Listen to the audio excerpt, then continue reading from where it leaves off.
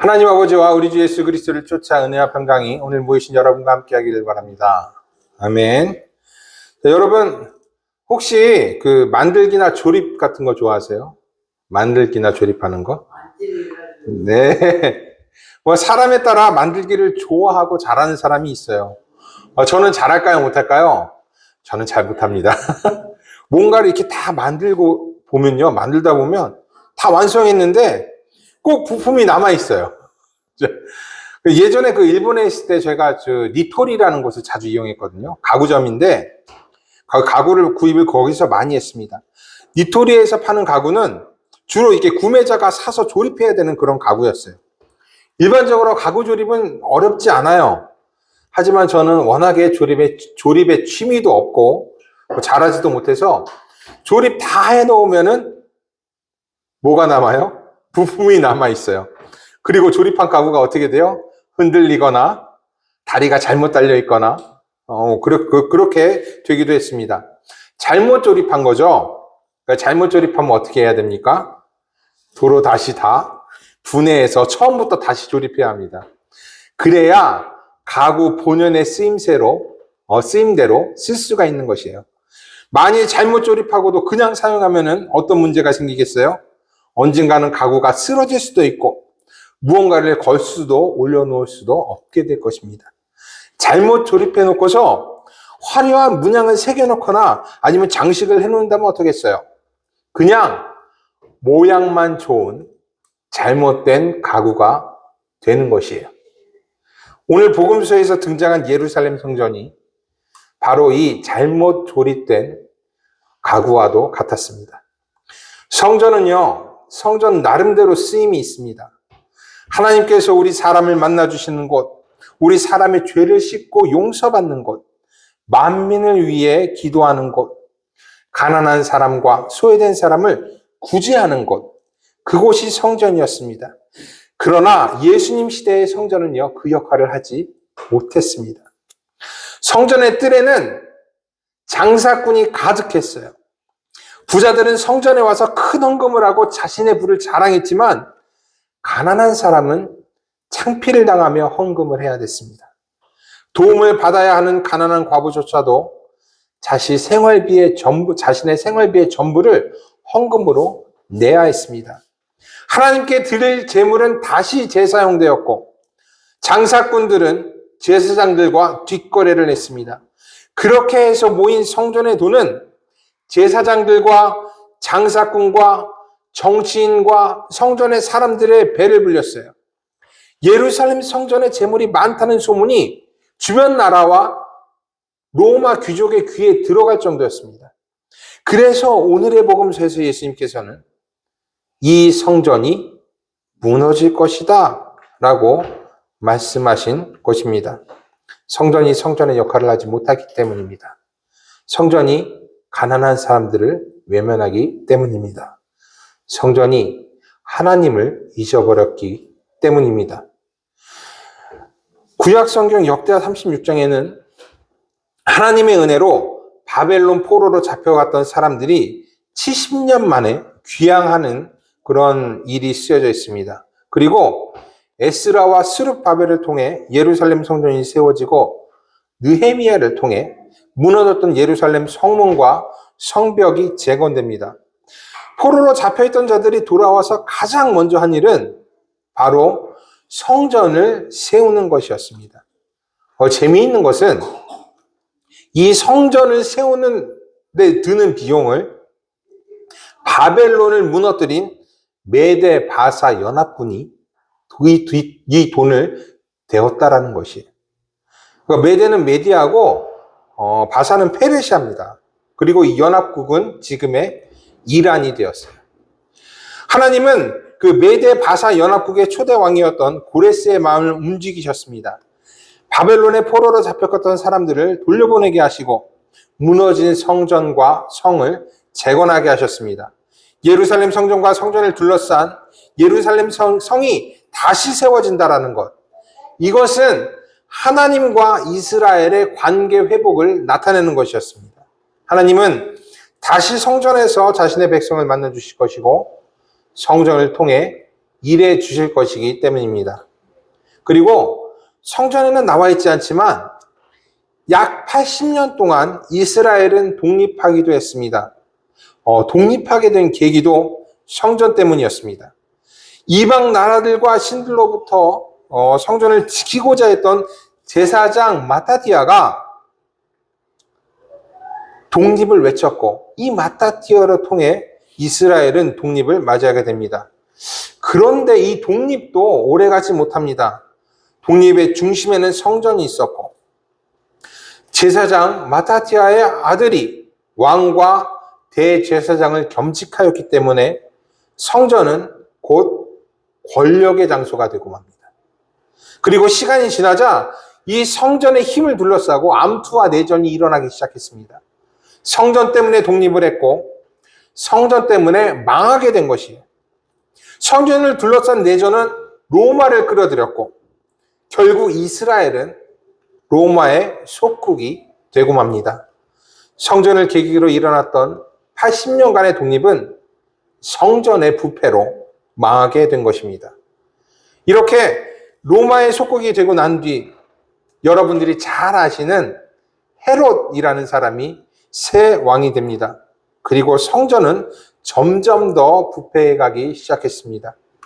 종교인들의 배를 불리는 곳으로, 정치인의 뒷돈을 대는 곳으로 변질되어 갔습니다.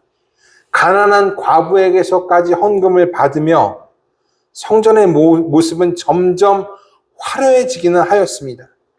그리고 이 유대인들은 이 성전을 자랑했지만 실상 그러한 성전은 성전의 역할을 제대로 하지 못했습니다. 그래서 예수께서는 이 성전이 반드시 무너질 것이다 라고 말씀하셨던 것입니다.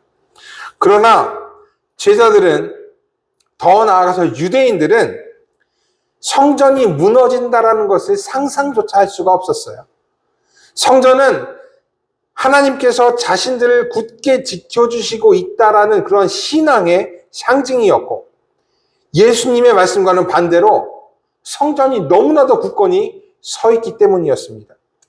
게다가 헤롯을 비롯한 귀족들과 로마 정치인들은 성전 증축을 돕고 허락했습니다. 예수님 시대에도 성전은 계속해서 증축되고 장식되고 있었다는 거예요. 성전에서 나오는 돈 때문이었습니다. 성전에서 많은 돈이 나와서 정치인들의 배를 불려주자 정치인들은, 로마의 귀족들은 성전 증축을 도왔습니다. 그러니 성전이 무너질 것이다 라는 예수님의 말씀을 제자들은 믿을 수가 없었던 것입니다. 하지만 성전은요, 예수님의 말씀대로 무너졌습니다.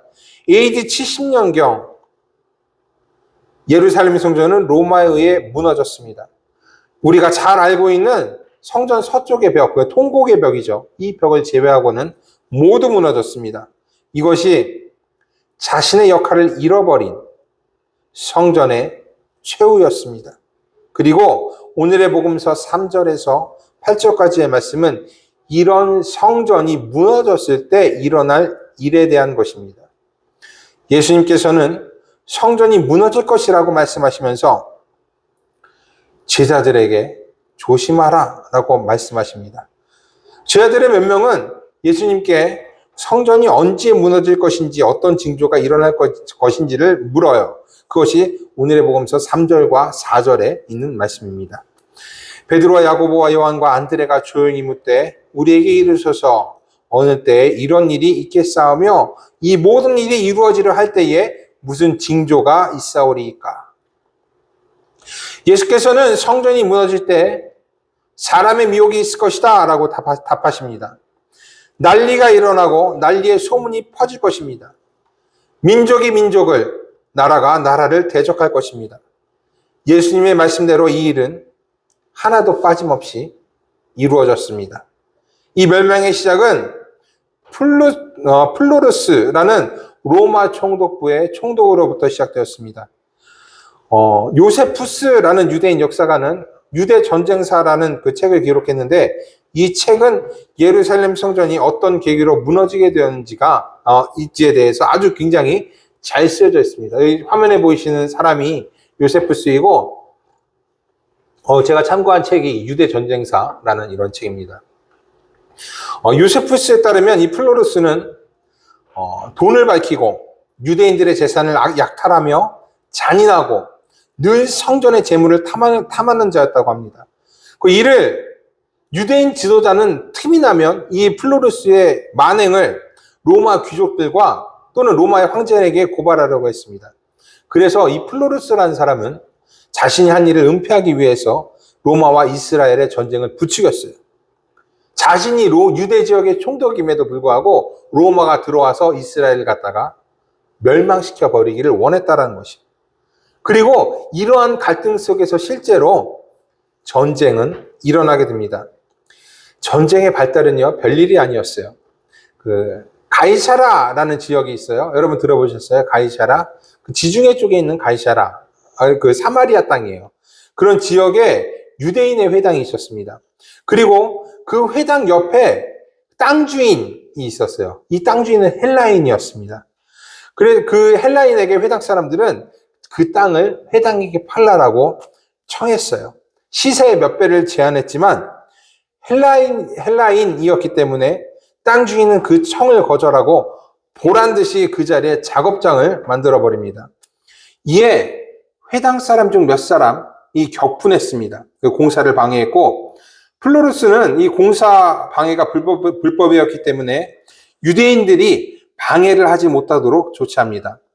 그러나 유대인들은 은 8달란트를 가지고 가서 플로루스에게 가서 회유합니다. 돈이 탐이 난 플로루스는 은 8달란트를 받고 공사 방해를 모른 척 해주기로 해요. 하지만 이는 가이사라 사람들의 화를 돋구는 일이었습니다. 가이사라 사람들 중 몇 명이 안식일날 유대인 회당으로 갔습니다. 그리고 회당 앞에서 항아리를 엎어놓고 그 위에서 새를 바치는 신용을 했어요. 이는 나병이 걸린 사람이 드리는 제사였습니다. 유대인들은 이 나병을 하나님의 형벌이라고 생각하고 걸리면 치욕이라고 생각했어요. 그렇기 때문에 유대인들은 참지 못했습니다. 자신들을 나병 걸린 사람 취급했기 때문에 그래요. 그 순간 무력 충돌이 일어났습니다. 그러자 로마의 기병대가 개입했고 유대인들은 플로루스를 찾아갔습니다. 그리고 자신들이 뇌물을 준 은 8달란트를 미끼 삼아서 플로루스를 압박했어요. 하지만 플로루스는 오히려 자신들을 압박하는 유대인들에게 누명을 씌워서 체포하고 옥에 가둡니다. 이 일을 많은 유대인들이 알게 되었고 플로루스의 행동을 문제 삼았습니다. 그리고 플로루스의 탐욕을 지적하고 조롱하고 욕설을 퍼부었어요. 플로루스는 이를 받아들이지 않았습니다. 자신에 대한 조롱과 욕설을 반란으로 꾸몄고 기병대를 끌고 지중해 쪽 가이사라가 아닌 내륙의 예루살렘으로 쳐들어갑니다. 형식적으로 왕궁 앞에 가서 재판정을 만들어서 재판하였고 수많은 예루살렘 주민을 학살하였습니다. 약 3,600명의 사람들이 처형되었고 여기에는 갓난아이도 예외가 아니었습니다. 이뿐만 아니라 로마의 원로원의 장군이었던 캐스티우스 장군에게 예루살렘에서 반란이 일어났습니다 라고 거짓 보고를 해요. 이런 일을 다 들었던 유대인들 중에서 이 과격파가 있잖아요. 이 과격파들이 들고 일어섰습니다. 이제 로마와의 전쟁을 불사해야 된다라고 주장했어요. 그리고 이 과격파를 지지했던 그 백성들의 숫자도 적지가 않았어요. 이에 당시에 그 유대인 지역의 왕이었던 아그리파 왕이 전쟁 반대 연설까지도 했습니다. 그리고 대제사장하고 원로들이 가서 과격파들을 설득해요. 하지만 과격파들은 설득당할 생각이 요만큼도 없었습니다. 오히려 아그리파 왕을 비난했고 반란을 일으켰습니다. 예루살렘 성에 침입하였고 로마 군인과 제사장들과 귀족들을 다 죽입니다. 이로써 약 4년간의 유대와 로마의 전쟁이 시작되는 거예요. 오늘의 복음서의 8절에 있는 말씀처럼 민족이 민족을, 나라가 나라를 대적해서 일어나게 된 것입니다. 이는 AD 66년에 일어난 일이었고 4년 뒤인 AD 70년 예루살렘 성전은 로마에 의해서 초토화가 됩니다. 본질을 잃어버리고 정치인과 귀족과 로마 총독의 뒷주머니 역할을 담당했던 성전의 끝은 무너짐을 당하는 일이었습니다. 참 안타까운 일이었어요. 하나님의 은혜로 세워진 성전이었지만 사람들은 그 성전을 자신의 입속을 채우는 도구로 사용했습니다. 그래서 성전은 무너져야 했습니다. 하나님이 계신 곳이 아니라 사단의 유혹이 있는 곳이었기 때문입니다. 예수님께서 사단에게 시험당하실 때에 시험 중에 하나가 무엇인지 여러분 기억하시죠? 예수님을 성전 꼭대기로 데려가서 뛰어내려 보라고 유혹한 것입니다. 사단은 하나님의 성전을 유혹하는 곳으로, 세상의 권세 잡는 곳으로, 자신의 입속을 채우는 곳으로 사용하였습니다. 그렇기 때문에 성전은 무너져야 했습니다. 고린도전서 3장 16절에서 17절 이에 있는 말씀에서 사도 바울은 우리가 하나님의 성전이다 라고 말합니다. 너희는 너희가 하나님의 성전인 것과 하나님의 성령이 너희 안에 계시는 것을 알지 못하느냐? 누구든지 하나님의 성전을 더럽히면 하나님이 그 사람을 멸하시리라. 하나님의 성전은 거룩하니 너희도 그러하리라. 우리도요, 이 예루살렘 성전하고 마찬가지입니다. 하나님의 말씀이 아닌 이 세상의 욕망과 입속과 권세로 우리를 채우면 우리도 무너짐을 당할 것입니다. 우리가 가난한 과부의 가산을 삼키고 두 렙돈조차 받아내는 성전이 된다면 우리보다 더 힘있고 악랄하고 비겁하고 권세 있는 자가 나타나서 우리를 무너뜨릴 겁니다. 그러니 하나님의 성전인 우리 성도들은 성전의 본질을, 성도의 본질을 잃어버려서는 안 됩니다. 하나님께서 우리 안에서 세우신 믿음을 버려서는 안 되는 것이에요. 스스로 똑똑하다, 능력 있다 생각해서는 안 됩니다.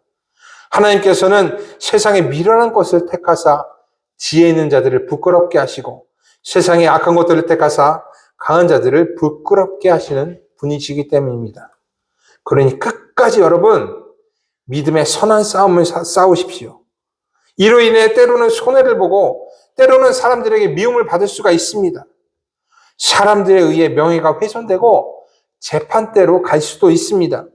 그러나 오늘의 복음서 13절에 있는 말씀처럼 끝까지 견디는 자는 구원을 얻게 될 것입니다. 믿음이 우리를 구원할 것이에요. 우리의 지혜와 우리의 권력과 우리의 힘과 능력이 우리를 구원하는 것이 아니라 우리의 믿음이 우리를 구원할 것입니다. 이것이 무너진 성전이 우리에게 가르쳐주는 교훈입니다. 이 교훈을 따라 성도의 본질을 지키고 성도의 역할에 충실한 여러분들 위해 하나님의 크신 은혜가 임하기를 기도합니다. 모든 지각에 뛰어난 하나님의 평강이 그리스도 예수 안에서 여러분의 생각과 마음을 지키시기를 원합니다. 기도하겠습니다.